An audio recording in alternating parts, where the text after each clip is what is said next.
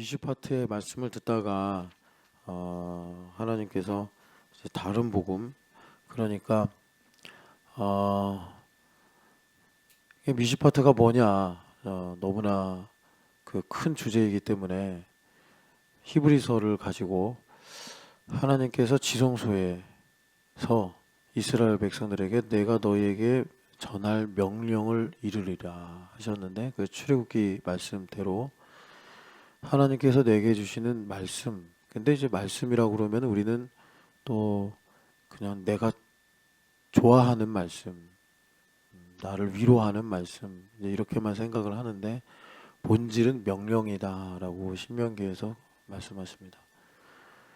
그러니까 이 명령은 종이 듣는 거죠. 근데 우리가 종인데, 다른 말로 피조물인데 이 명령 듣기를 싫어한단 말이에요. 그래서 하나님께서 오냐오 겸손해라 이렇게 우리에게 말씀을 하시는 거죠. 여하튼 그래서 이 미시파트라는 것이 이제 하나님께서 우리에게 주시는 어떤 소리 음성인데, 이것이 명령이란 말입니다. 그래서 이 명령을 들으면 이제 빛이 비춰지는 것 같은데, 우리가 이제 빛 좋아하죠. 그런데 정작 우리 마음에 이 빛이 비춰지면 이제 어둠이 드러나기 때문에 사람들이 힘들어한다. 힘들어하는 정도에서 이제 더 세져가지고 싫어한다.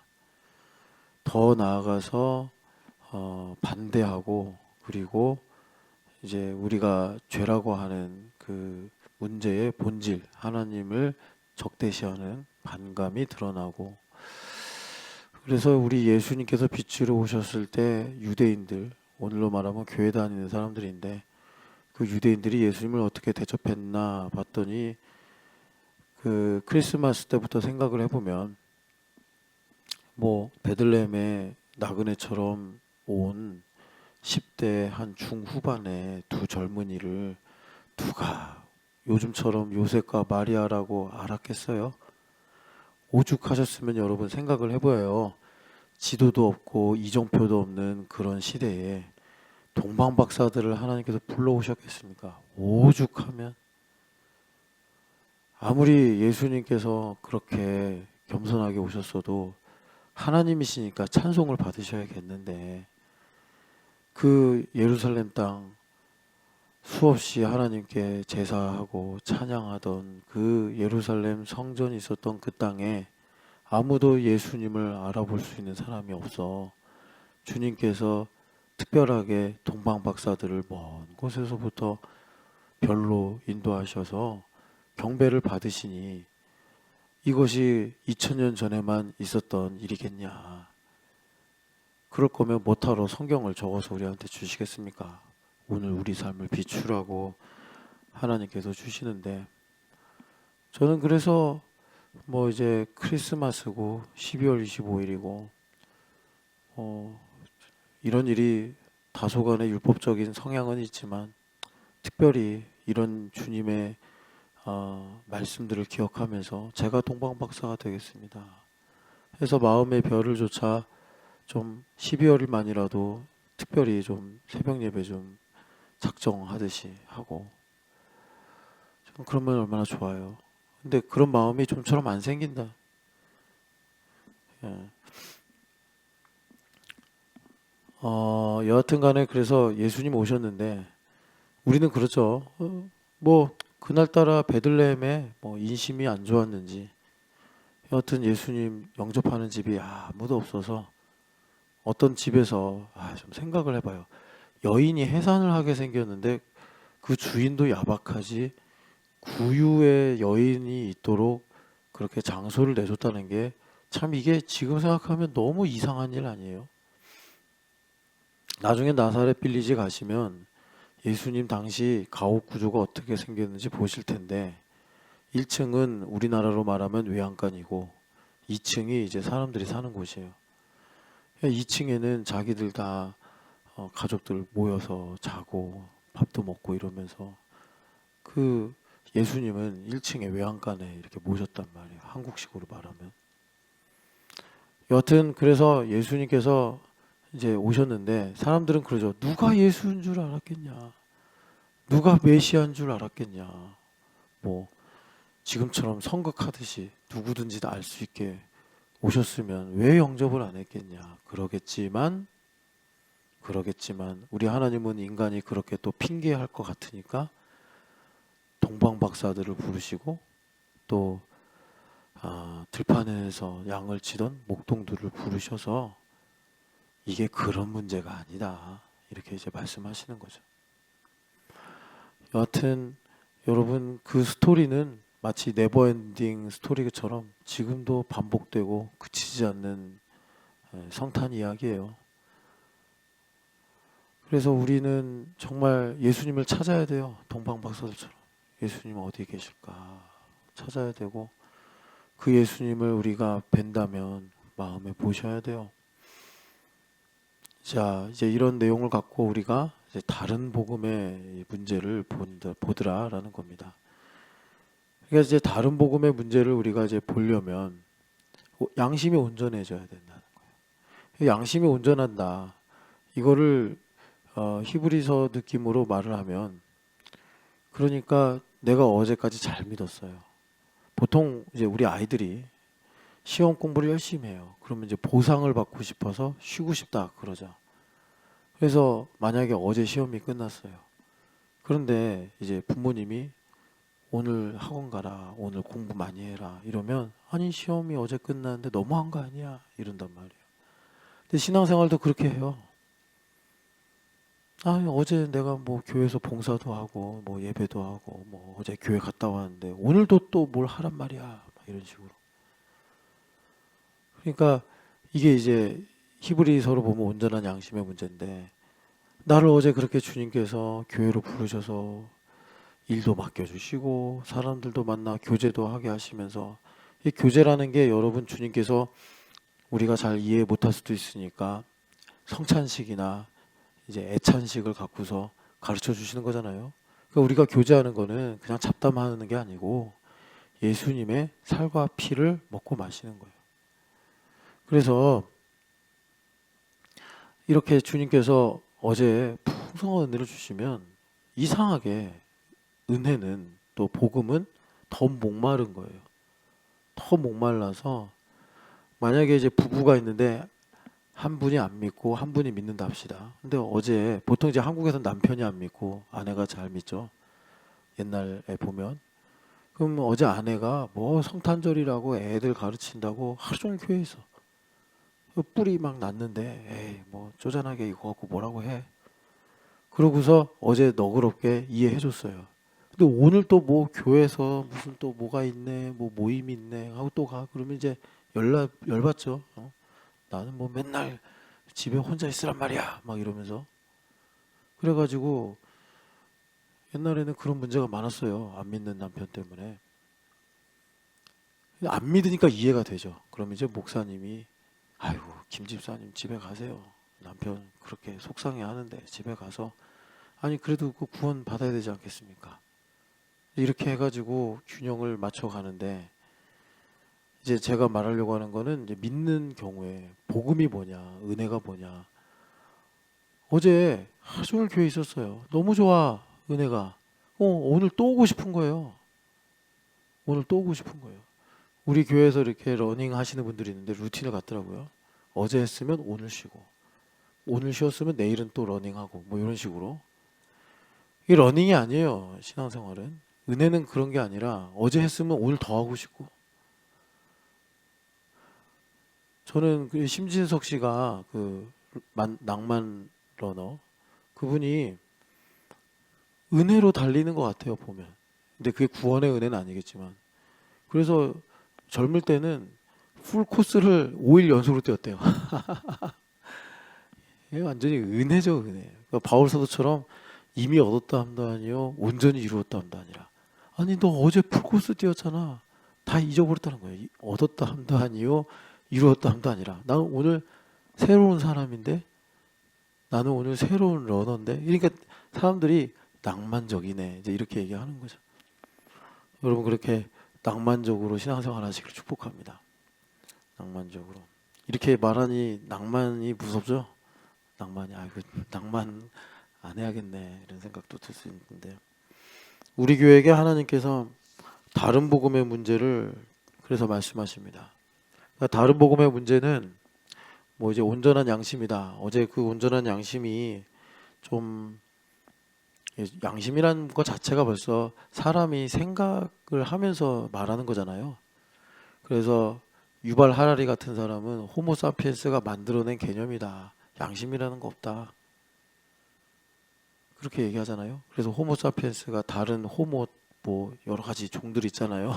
진화론자에 의하면 그런 종들을 다 죽여버리고 그러니까 이제 적자생존해서 사피엔스가 그래서 이제 이렇게 마지막 남은 그런 뭐라 그럴까 뭐 유인원인가 하여튼 몰라요. 하여튼 그렇게 얘기해요.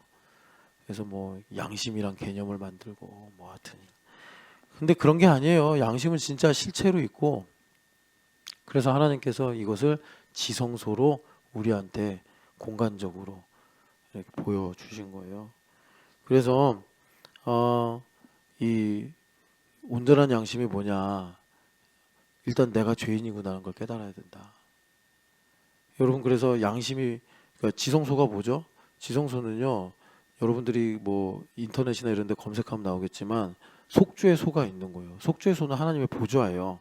빈 공간인데 하나님께서 상상을 해라. 거기에 하늘의 보좌가 있다. 그 보좌에 하나님께서 임재하신다. 임재하셔서 하나님께서 말씀하신다. 그래서 우리 양심은 하나님의 보좌예요. 그래서 성령 하나님 거기에 오셔서 우리에게 감동과 감화를 주시는 거예요. 그래서 성령 하나님께서 우리 양심에 오시면 제일 먼저 난 죄인이구나. 그래서 은혜가 필요하구나. 이걸 알아요. 그 은혜가 필요하다는 게 뭐냐면 이렇게 또 은혜가 필요하다 그러면 그냥 종교적으로 생각하기 쉽잖아요. 그러니까는 우리 신촌연합교회 이제 사람들이 있잖아요. 이 모든 사람들이 나보다 낫구나. 그래서 이분들을 만나는 게 나에게 복이고 예수님을 만나는 거랑 똑같고 이렇게 성립이 되는 게 내가 은혜가 필요하구나라는 거예요. 백날 은혜가 필요합니다. 은혜가 필요합니다. 말만 해봐야 아무 소용이 없어요. 이게 실체로 나타나야 된단 말이에요. 그런데 되게 재밌는 얘기 해볼까요? 여러분들이 이제 떠오르는 사람들 중에 아마 내가 제일 나은 사람일걸요. 내가 제일 나은 사람이고 다 나보다 좀 연약하거나 못하거나 그러니까 필요할 때만 찾는 거예요. 이거 너무 더하기 빼기처럼 쉬운 문제 아니에요? 그분들이 나보다 훌륭하다고 생각하면 내가 찾아다니죠. 찾아다니죠. 그런데 내가 저들보단 낫다고 생각하니까 필요할 때만 찾는 거예요. 그래서 정말 이 새벽에 성령 하나님께서 캄캄한 방에 들어오셔서 우리 등산하면 랜턴을 갖고 다니는데 그것처럼 후레쉬로 탁 내 마음을 비추지 않으면 우리는 나도 모르게 지금도 중력의 끌림을 받으면서 이 땅에 사는 것처럼 어느새 나도 모르게 이 중에 내가 제일 낫지 이런 생각을 가져. 이게 우리 기본값이에요. 그래서 성령 하나님께서 불을 탁 켜시면 어이구야 내가 또 선을 넘었네 하면서 주섬주섬 제 자리로 가는 거죠. 주님 감사합니다. 저는 은혜 없이는 살 수 없는 죄인입니다. 이게 온전한 양심의 1번이에요. 자, 누가 나랑 다른 주장을 해요. 화가 나거나 서운하거나 뭐 갈등이 생겨요. 왜 그러죠? 그 사람이 나보다 못하다고 생각하니까요. 틀렸다고 생각하니까요. 나보다 낫다고 생각하면 듣죠. 왜 듣죠? 그 말 통해서 하나님 나에게 뭐라고 말씀하시는가. 우리는 그 명령을 들어야 되니까. 그런데 뭐 그냥 편한 얘기, 농담 같은 얘기하면 문제 없죠. 그런데 이제 첨예한 얘기, 정말 C와 B가 마주하는 얘기, 그런 상황에서 우리가 이제 갈등이 생기고 기분이 나쁘고 이거는 뭐죠? 하나님 뭘 드러내시는 거죠? 내가 쟤보다 낫다. 내가 쟤보다 옳다. 나의 기본값을 드러내시는 거예요. 양심이 있는 사람은요.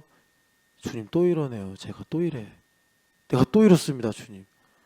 하고 내가 맨발로 있는 것을 알고 주섬주섬 신발을 찾아 신는 그런 신용을 할 텐데 우리가 이 다른 복음의 문제 때문에 이게 안 돼요. 그러니까 다른 복음을 제가 한마디로 말하면 현상과 영적 배경을 분리하는 거예요. 이 작업은요, 여러분 칸트 때부터 아주 조용하게 섬세하게 완벽하게 진행되어 온 일종의 계시록으로 말하면 짐승의 수예요. 칸트가 정말 별명이 시계였잖아요. 너무 규칙적으로 잘 살아서. 그리고 그의 위대한 지성을 갖고 순수이성 비판 이런 정말 고전 같은 철학 책들을 쓰면서 전 세계를 덮어버렸단 말이에요. 칸트, 헤겔, 마르크스 이런 사람들이. 우리가 철학을 전공하지 않았어도 순수이성 비판이란 책을 읽지 않아도 우리는 칸트의 세례를 받았어요. 예수님의 세례를 받아야 되는데 우리는 학교 다니면서 모든 학문에 모든 문화에 그냥 숨결처럼 들어간 칸트의 세례를 받아서 우리는 어떤 식의 생활 방식을 가지고 있냐면 현상과 배경, 영적 배경을 분리하는 이런 습성을 가지고 있어요. 그런데 그런 생활 방식은 무엇을 고양시키냐면 내 힘으로 살겠다는 것을 계속 더 높여요. 칸트는 그랬어요. 야, 니네가 말하는 그 내세나 영적이거나 신앙적인 얘기 그거 이성으로 분석 못해. 그러니까 그런 얘기는 종교, 교회에서 하도록 하고 자, 우리는 이제 이성을 갖고 현실적인 얘기만 하자. 그게 칸트 철학의 큰 명제예요. 그래서 자아가 엄청 극대화되는 거예요. 엄청 커지는 거예요. 자, 예수님 믿는 사람들, 특별히 이제 우리 교회에서도 맨날 우리가 예전부터 오펜하이머가 있습니다. 아인슈타인이 있습니다.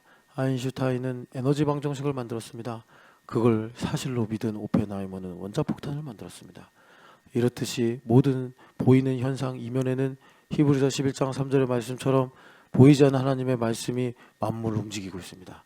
그렇기 때문에 우리는 영안을 열어서 현상이 아니라 그 영적 배경을 봐야 됩니다. 그게 매우 첨예하게 될 때 바울 사도가 하신 말씀이 우리가 싸울 대상은 혈과 육이 아니요 그 배경에 있는 통치자들과 권세자들과 어둠에 있는 주관자들과 하늘에 있는 악의 영들이라. 그래서 우리는 마귀의 관계를 대적해야지 우리가 살고 있는 현실의 문제, 가난이라든지 다툼이라든지 불안이라든지 두려움의 문제를 우리가 정복하고 해결할 수 있는 것입니다. 수없이 들었어도 내 문제가 내게 딱 다가오면 우리는 칸트식으로 행동을 해버리는 거예요. 이게 다른 복음이에요.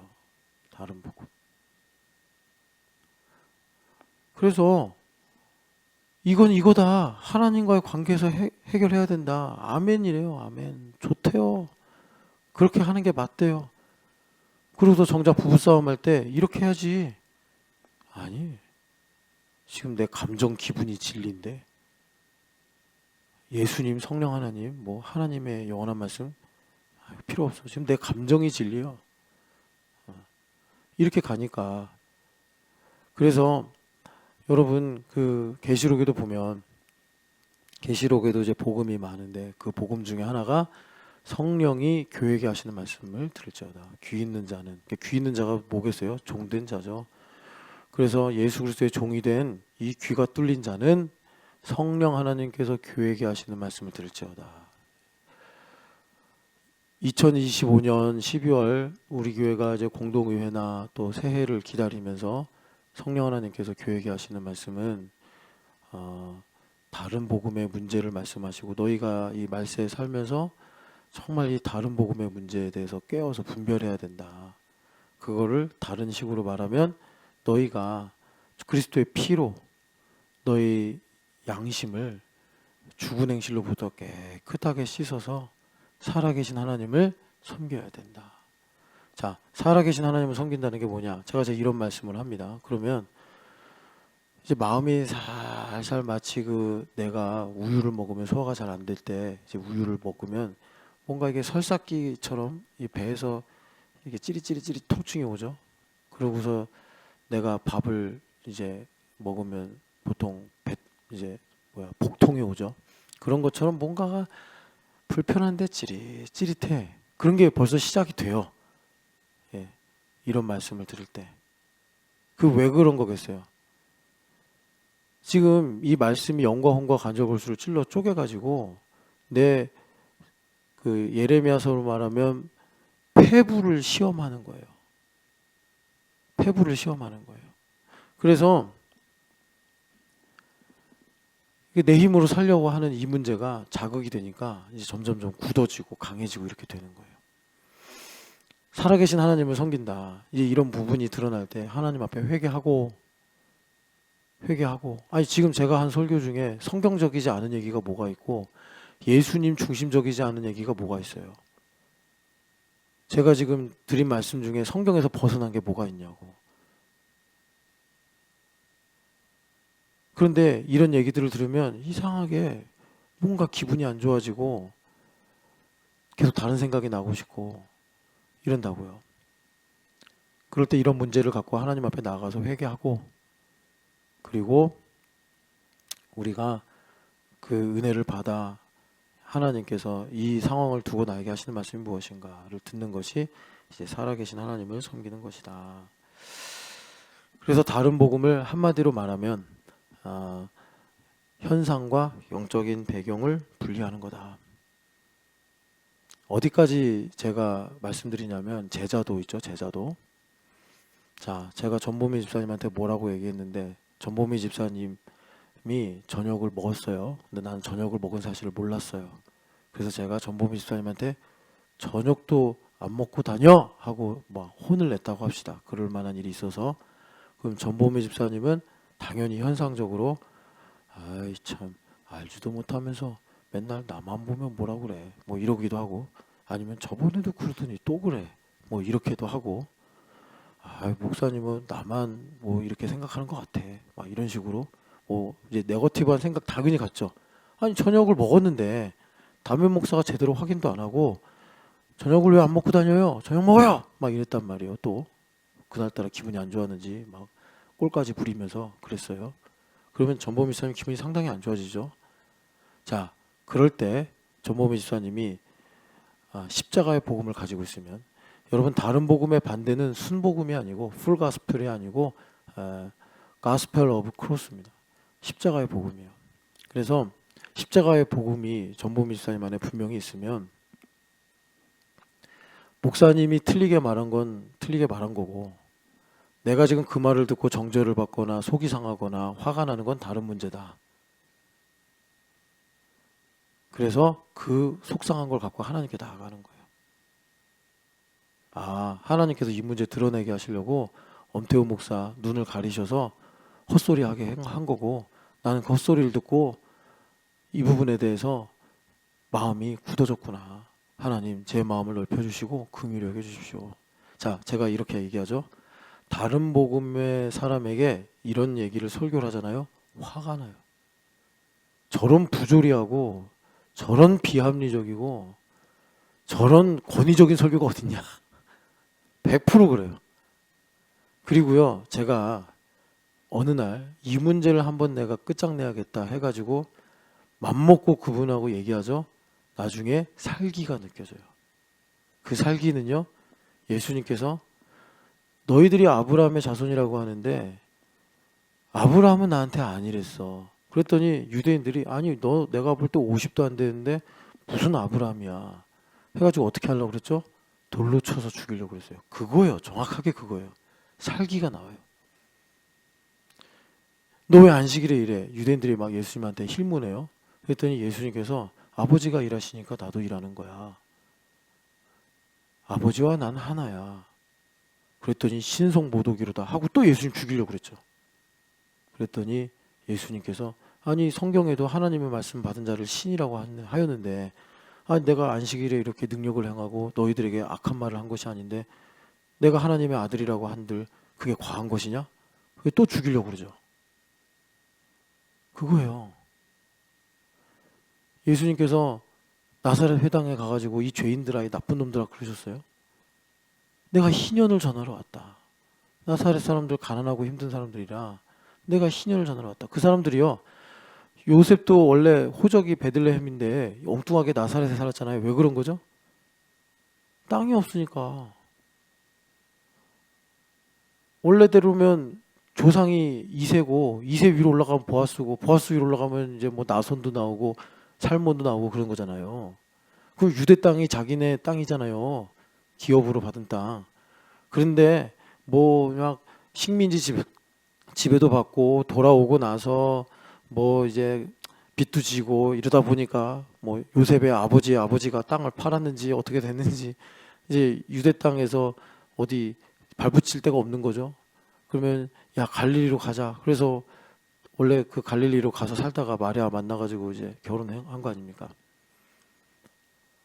다 그런 신세라고요. 나사렛에 살던 유대인들은. 예수님께서 희년을 전하러 왔다. 그럼 우와 땅이 회복이 되는구나 그래야 되는데 팔짱 끼고 뭐야? 반감이 생기고 나중에 예수님께서 이래서 엘리야 때 이스라엘에 수많은 과부가 있었는데도 시돈의 과부가 구원받은 거고 이래서 이스라엘 땅에도 엘리사 때 문둥병자가 있었는데 나한만만 고침받은 거야 이래서 그랬더니 예수님 막 끌고 가가지고 낭떠러지에서 떨어뜨려서 죽이려고 그랬잖아요. 다른 복음의 문제가 그런 거예요. 그래서 우리 성령 하나님께서 우리 신촌연합교회에게 공동의회를 앞두고 말씀하시는 거죠. 자, 뚫린 귀가 있는 교회 예수 그리스도, 교회 머리된 예수 그리스도의 종된 너희는 들어라. 26년이 우리는 어떤지 몰라요. 뭐 트렌드 2016을 읽어도 제가 10년째 그거 계속 읽었거든요. 안 돼 그대로. 읽을 때는 도움은 돼요. 레퍼런스는 되는데 그대로 안 돼요. 아니 우리 저기 누구냐 그 김난도 씨 그 교수님이 계엄할 줄 알았어요? 트럼프가 재선될 줄 알았어요? 모르는 거죠 뭐. 그러니까 몰라요 트렌드. 근데 트렌드 2016은 그러니까 계획대로 안 되겠지만 우리가 계획을 세워야 안 될 때 대비가 되거든요. 그러니까 트렌드 2016 읽자 이렇게 해가지고 만드는 거죠.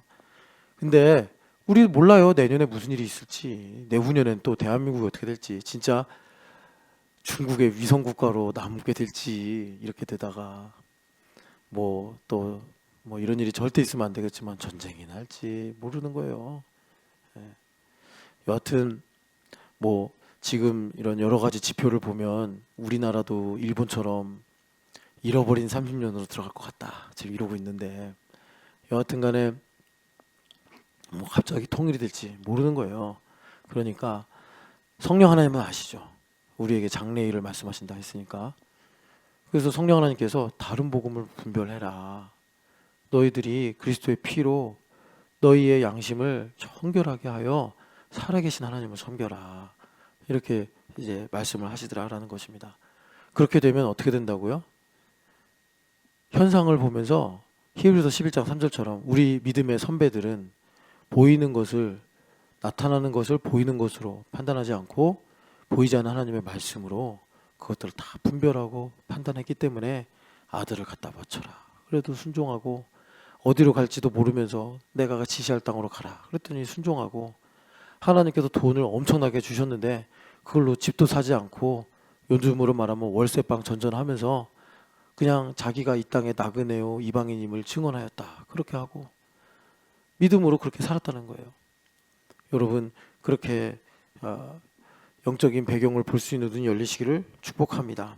그런데 중요한 건 뭐냐면 한 가지 좀 예를 들면 이 다른 복음의 문제. 여러분 다른 복음의 문제는 여기 바울 사도도 이렇게 말씀하시잖아요. 다른 영, 다른 예수, 다른 복음을 받게 할 땐 너희가 잘 용납하는구나.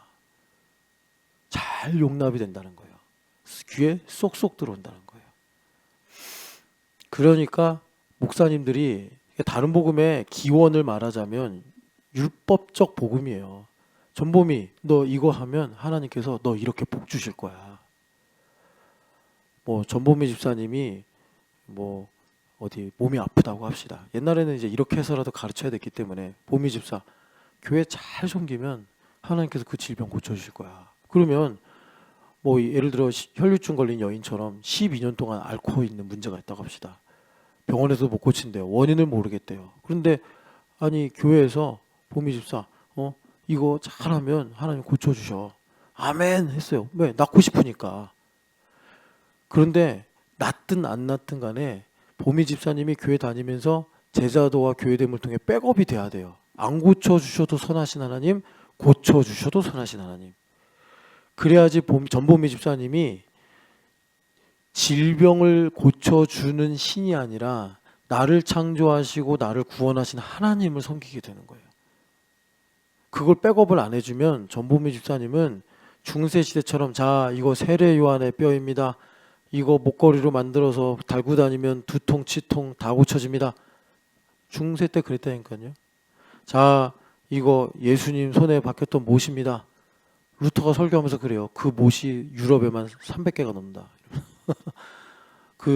여러분 이 못을 한 번만 터치하면 사업이 잘 되고 애들이 공부를 잘하고 질병이 떠나가고 이렇게 되는 거예요. 그런 복음이 많이 유통이 됐어요. 근데 이게 적법하게 쓰면 좋다고. 적법하게 쓰면. 그런데 백업이 안 돼버리면 이게 변질이 돼서 다른 복음이 돼버리는 거예요. 다른 복음이. 그래서 제가 사사기 말씀을 예전에 한번 전하면서 우리가 극복을 해야 되는 게 뭐냐면 기도원이 그러잖아요. 하나님 양털 적셔주시면 뭐 전쟁하라는 뜻인 줄 알겠습니다. 근데 적셔주셨더니 하나님 이번에 양털을 말려주셔야 내가 알겠습니다. 그래서 그렇게 했어요. 우리는 양털이 젖든 마르든 하나님께서 내게 말씀을 통해서 기도원 너 이제 나가서 미디안 애들하고 싸워. 아멘 하고 가서 싸우면 되는 거예요. 뭐 양털 갖고 적셔주세요. 우연인가? 말려주세요. 그럼 언제까지 하려고? 언제까지 계속 이거 해줘야지 믿고 저거 해줘야지 믿고 이럴 거냐고. 우리가 그걸 넘어가야 된다니까요.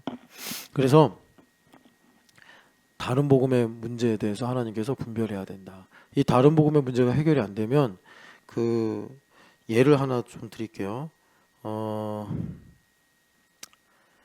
이게 영적 배경이 분리되죠. 칸트가 그걸 이제 철학적으로 그 분리한 작업을 해가지고 온 세상 사람들한테 다 세례를 줬다 이렇게 보시면 돼요. 그래서 우리는 기본값이 남의 문제는 영적인 배경을 봐. 그거 이런 거 아니야? 이렇게 편하게 얘기하면서 그래서 교회가 돼야 돼. 내 문제는 내가 못 보니까 나보다 나은 남이 나에게 전봄이 영적 배경 좀 봐. 이제 보미 집사가 임미 언니 영적 배경을 봐. 왜 그 눈에 보이는 현상에 집착해? 아니 어제 설교 못 들었어? 영적 배경을 봐. 그럼 박인미가 죽이고 싶죠.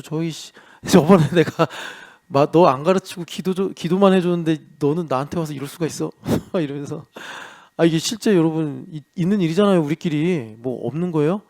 있는 일이지. 제가 지금 여기 이제 둘이 보이니까 이렇게 얘기하는 거지만 그러니까 그래서 우리가 연결되고 결합이 돼야 돼요. 이게 절에 있는 속담이긴 한데 중이 제 머리 못 깎는다고. 제 머리 못 깎는다니까요. 여하튼 간에 이게 영적인 배경이 분리되잖아요. 그러면 어떻게 되냐면 영적인 배경이 소멸돼요. 그래서 사변적 신앙이 되고 그리고 현실에 갇혀버린 신앙이 돼버려요. 이게 다른 복음의 문제예요. 여러분 이것이 지금 여러분 뭐 제가 말 안 쓰면 안 들어도 알겠지만 한국에 퍼져 있어요. 왜? 대한민국의 공의가 사라져서 여러분 오늘 헤드라인 보셨어요? 아니 제가 뭐 이거 정치 얘기하는 거 아니에요. 현직 장관이 통일교 문제로 사임을 했어요.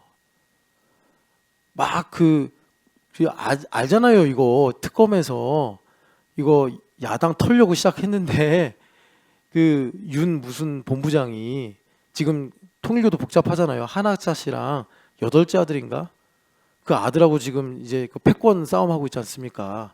근데 지금 그쪽이 저쪽 예전에 대통령 하셨던 분 쪽에 줄 섰다가 지금 그분이 계엄을 하는 바람에 다 뒤집혀가지고 지금 수사가 시작이 되는데 알고 보니까 그분만 금품을 받은 게 아니라 전방위적으로 금품을 받았다는 게 드러났잖아요. 통일교가 그동안 해온 짓이. 야당 여당 다 이렇게 뇌물로 로비를 하고 살았다는 거 아니에요. 이거 아마 되게 뜨끔뜨끔할 거예요. 다른 종단들도. 여하튼 간에 이런 일들이 생겨가지고 지금 막 전국이 회오리 치고 있는데 현상만 보면 안 된다고. 영적인 배경을 봐야 된단 말이에요. 영적인 배경을. 그런데 우리가 이런 걸 이제 분리해서 생각하면은 여러분 뭐 이런 큰 거대 담론 같은 경우는 사실 나의 삶과 큰 직접적인 이 영향은 없으니까 내 삶에서도 봐야 된다고. 이런 헤드라인이 지금 뭐 우리가 정부나 이 시대에 대해서 그냥 한탄하고 걱정하라고만 주신 게 아니라 하나님께서 영적인 배경을 봐야 된다. 너희들 삶에서 어떤 현안이 있으면 그 이면에 하나님의 말씀을 가지고 어떤 일들이 일어나는지 봐야 된다. 그래서 여러분 이 영적인 배경을 안 보면요, 우리 성경 정말 내가 양심적으로 말할게. 영적인 배경을 안 믿을 거면 성경 읽을 필요가 없어요. 여러분 불교 경전 읽으십니까? 코란 읽으십니까? 영적인 배경을 안 믿는데 왜 성경을 읽냐고. 교양서적이에요 이게? 교양서적입니까? 하나님의 권위 있는 말씀 아니요? 그래도 우리 교회는 약간 보수적인 성향이 남아서 성경이라고 제가 계속 고집을 쓰잖아요. 성서라고 안 하고 경전이라고. 이거는 신적인 권위가 있는 책이라고. 제가 예전에 선배들한테 속아가지고 데모를 한 적이 있어요. 괜히 잘못 끌려가가지고 구치소까지 갔네. 그래서 두 밤 자다 나왔어요. 콩밥 좀 먹고. 근데 저만 그때 제 신학생들이 다 갔거든요. 1학년부터 4학년까지. 아 괜히 데모해가지고. 근데 저만 성경책을 가지고 있었어요. 명예롭게. 그래서 어떻게 했느냐. 1학년 때 성경책을 베고 자고 있었거든요. 이렇게. 아 뭘 읽어요. 아 속상해 죽겠는데 우울한데. 엄마 여기 양천구 구치소예요. 오늘 집에 못 들어가요. 전화하고 성경 베고 잤더니 그때 신대원 선배가 전도사님, 전도사 아닌데요. 네, 전도사님 성경책을 베고 자면 어떡합니까? 막 나한테 잔소리를 시작하는 거예요 또. 아 짜증나게.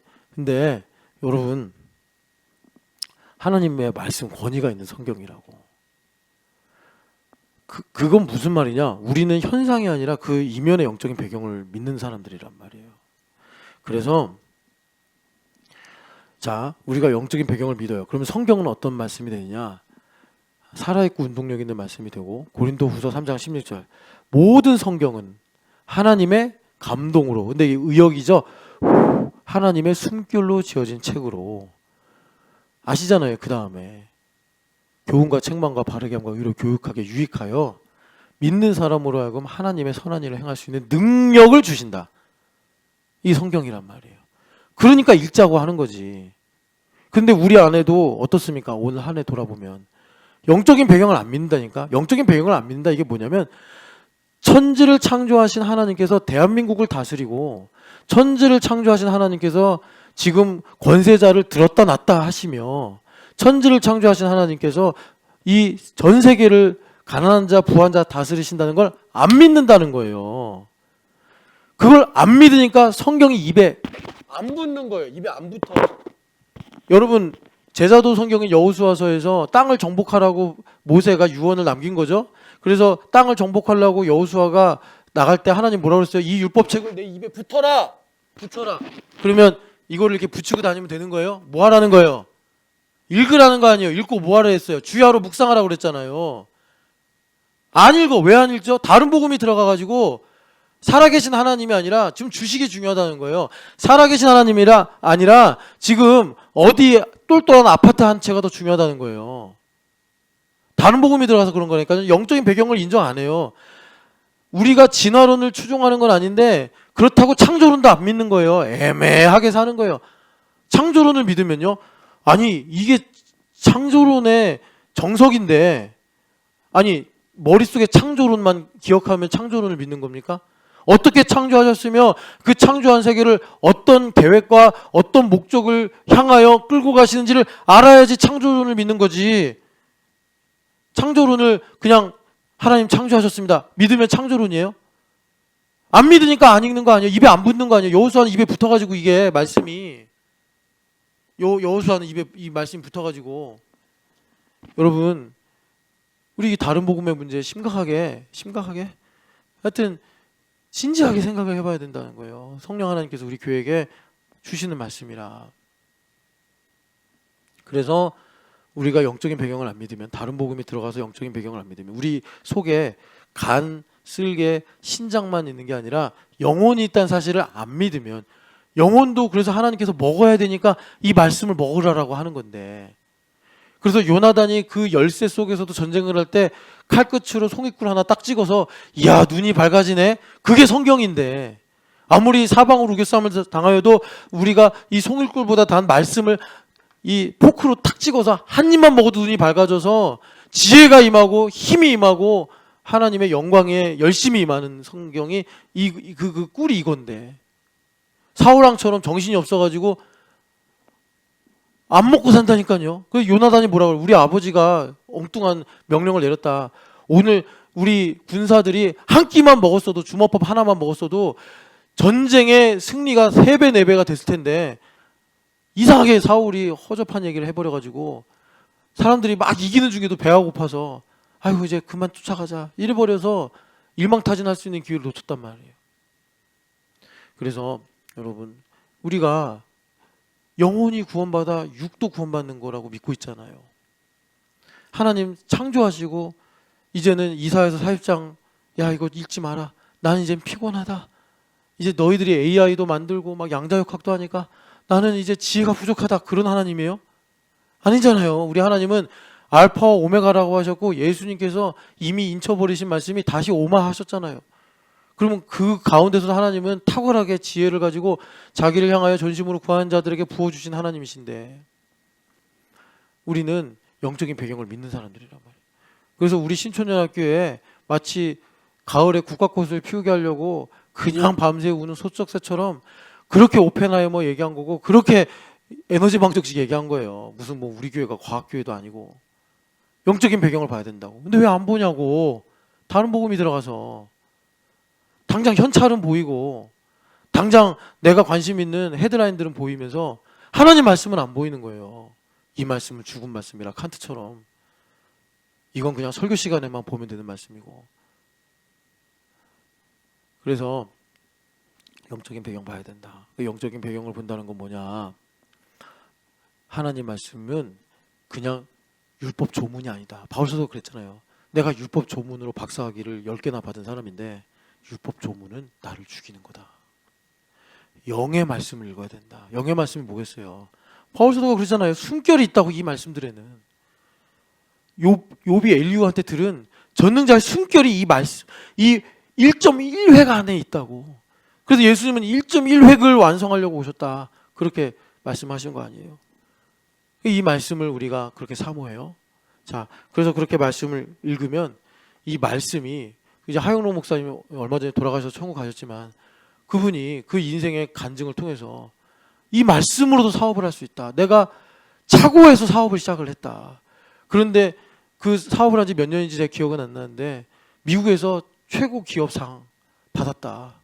하나님 하신 일 아니냐. 왜 성경을 안 읽어 근데? 실천적 무신론자예요?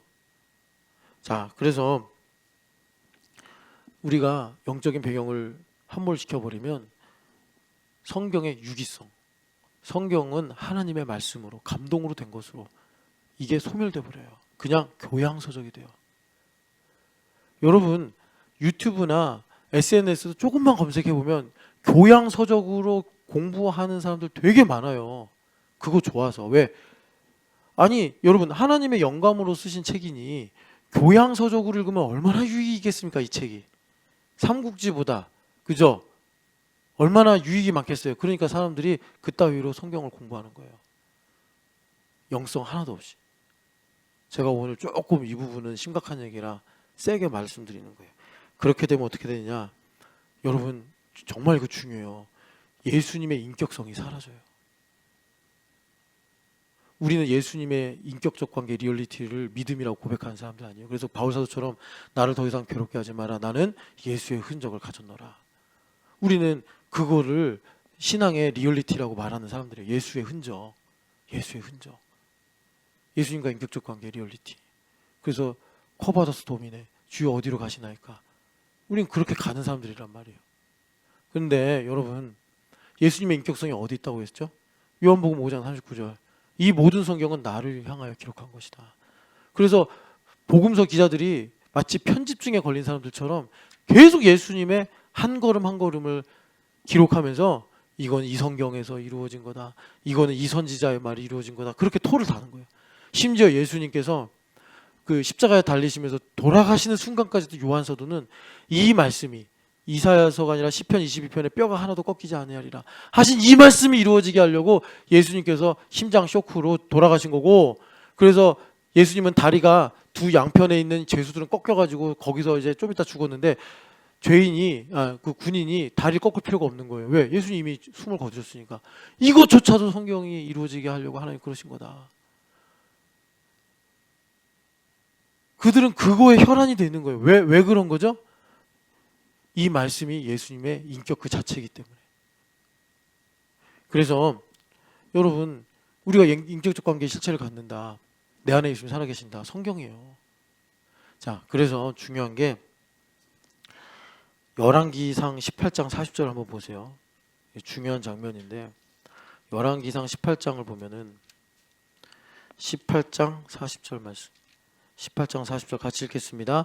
엘리야가 그들에게 이르되 바알의 선지자를 잡되 그들 중 하나도 도망하지 못하게 하라 하매 곧 잡은지라 엘리야가 그들을 기손 시내로 내려다가 거기서 죽이니라. 그래서 바알 선지자 400명인가요? 450명이 다 죽어요. 여기서 이걸 갖고서 엘리야가 광기로 살인극을 저질렀다라고 설교를 해요. 우리 신앙인들은 광기를 조심해야 됩니다.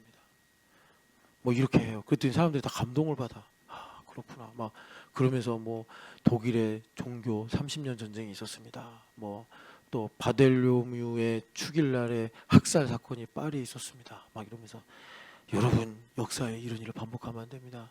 엘리야가 갈멜산의 승리에 도취돼가지고 그 바알의 선지자들을 죽였습니다. 기독교가 이런 일을 자행하면 십자군 전쟁 막 이런 거 설득하면서 그랬더니 사람들이 그렇구나. 그럴 때 무슨 일이 생기는지 알아요? 우리 안에 있는 모든 영적인 혈맥들이 다 끊어져요.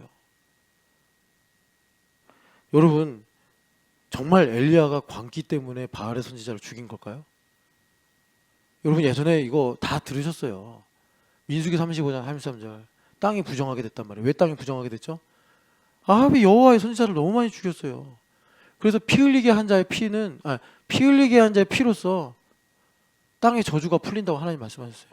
그러니까 엘리야 선지자는 법리를 아는 사람이에요. 법리를 아는 사람이기 때문에 담대하게 아합 앞에 가서 내 말이 다시 없으면, 그래서 그분이 중요하다고. 비가 오지 않는다보다 내 말이 다시 없으면 중요하다고. 왜? 엘리야가 법리를 알고 있는 거예요. 이사야서 28장에 신명기 28장에 나오는 것처럼 너희가 내 말에 순종하지 않고 우상 숭배 계속하면 하늘에서는 먼지가 내리고 하늘은 철이 되고 땅에는 먼지가 내리리라. 기근이 온다는 얘기예요.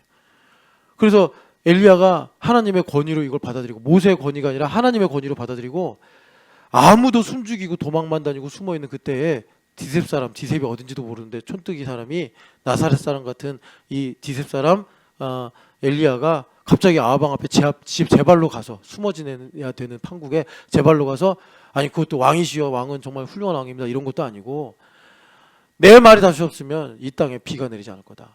그랬더니 아합이 평소 같으면 죽였는데 좀 미친놈 아니야 해가지고 죽이지도 않은 거예요.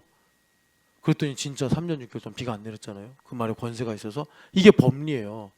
자, 그래서 이제 갈멜산에서 하나님 임재하셨어요. 비가 내려져야 될 거 아니에요. 공의가 충족돼야 되죠. 피 흘리게 한 자의 피가 뿌려져야 되는 거예요.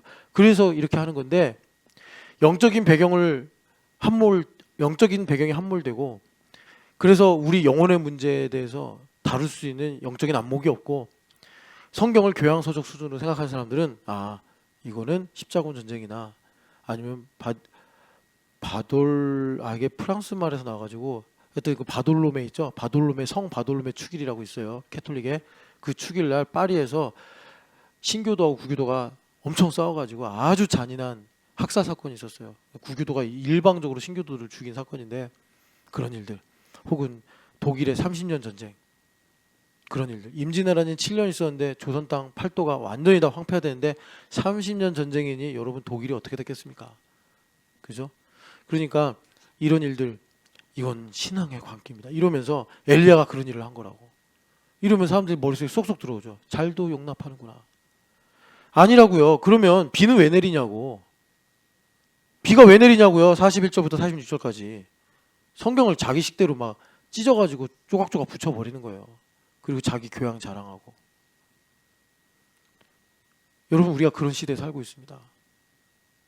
저는 이거 여러분 조금 제가 말이 좀 어눌하고 좀 과격하게 좀 성급하게 말을 하는 것 같아 보여도 여러분들이 좀 그 마음을 갖고 성령 하나님께서 다른 복음을 너희들이 분별해야 되고 너희들이 그리스도의 피로 너희 양심을 온전하게 해서 양심을 온전하게 한다는 건 도덕적으로 깨끗해진다는 게 아니에요. 아까 말씀드렸잖아요. 어제도 말씀드렸고 완전한 대로 나아가라. 어제 내가 예수님 사랑했기 때문에 오늘 더 사랑해야 된다. 그거예요. 그게 양심이 온전한 거예요. 나 죄인이기 때문에 오늘 은혜가 필요하고 하나님 나에게 은혜를 주실 하나님인데 그 은혜는 뭐가 실체라고요? 내가 받은 은혜, 내가 받아야 될 은혜, 이미 받은 은혜이기도 하지만 내가 받아야 될 은혜, 신집사님한테도 우리 양집사님한테도 우리 김찬양 집사님한테도 다 줘야 된다는 거예요. 주실 하나님이라는 거예요. 그게 공의로운 하나님이에요. 그게 양심이에요. 그게 양심이라고. 누구를 통해? 나를 통해. 그래서 신집사님이 은혜 받고 양집사님이 은혜 받으면 나도 구원받는 거예요. 얼마나 좋아요. 그게 교회예요. 그래서 교회는 은혜의 지배가 있다. 죄가 있는 곳에 은혜가 더욱 넘치느니라 말씀하시는 것입니다. 여러분, 철야가 있으니까 또 철야 때 부족한 부분들 더 우리가 나누고 오늘 이 새벽에 에베소 교회에게, 라오디게아 교회에게, 빌라델비아 교회에게, 서머나 교회에게 말씀하셨던 것처럼 귀 있는 자는 성령의 교회에게 하시는 말씀을 들을지어다. 여러분, 어느 것 하나 제대로 된 이종표가 없는 것 같은 이 시대에 성령 하나님께서 우리에게 마일스톤이 되시는 겁니다. 성령 하나님께서 신촌연합교회에게 말씀하십니다. 너희들 다른 복음 분별하고 온전한 양심을 가져라. 그래서 너희들 이 시대에 하나님을 믿는다 하나 실천적 무신론자가 너무나 많은 이 시대에 하나님을 믿는다 하나 성경을 교양서적으로 생각하는 이 시대에 너희들 살아계신 하나님을 섬겨야 된다. 너희들 살아계신 하나님을 섬겨서 정말 내가 살리기 원하는 궁극적으로. 여러분, 오늘 되게 춥죠? 저는 오늘 이게 교회 나오면서 왜 이렇게 춥지? 아무리 그 5층 목양실 온도를 틀어놔도 왜 이렇게 춥지? 발도 시리고 왜 이렇게 춥지? 그러면서 뭐 이거 제가 착하다는 게 아니에요. 북한에 있는 애들은 얼마나 추운가. 근데 그네들은 추위에 익숙해서 추운 줄도 모르고 살겠구나. 하나님 통일을 빨리 주십시오. 여러분, 그렇게 주님의 일꾼, 충성스러운 일꾼 되시기를 축복합니다. 사랑하는 하나님 아버지, 우리의 마음을 녹이사 하나님 아버지 봄의 시냇물처럼 흐르게 하여 주시옵시고 성령 하나님의 생수의 강이 흘러가 하나님 북한에 또 이 캠퍼스에 또 일본에 흘러가는 주의 은혜가 있게 하여 주시옵소서. 하나님, 틀림없이 7번이나 주님께서 성령이 교회에게 하시는 말씀을 들어야 된다라고 우리에게 말씀하셨는데 하나님, 우리의 마음이 성령 하나님께서 말씀하실 때 너희들 오늘 하나님의 음성을 듣고도 마음을 완고하게 하지 마라. 하나님을 진노케 하시던 것처럼 거역하지 마라. 히브리서에 이 몇 번이나 반복이 된 당부의 말씀을 아멘 하고 듣게 하여 주시옵시고 오늘도 하나님 우리를 가나안 땅으로 홍해를 건너게 하시는 그 우리 하나님의 음성을 듣고 담대하게 안식에 들어가는 저희들 되게 하여 주시옵소서. 부활하신 예수님의 이름으로 기도합니다.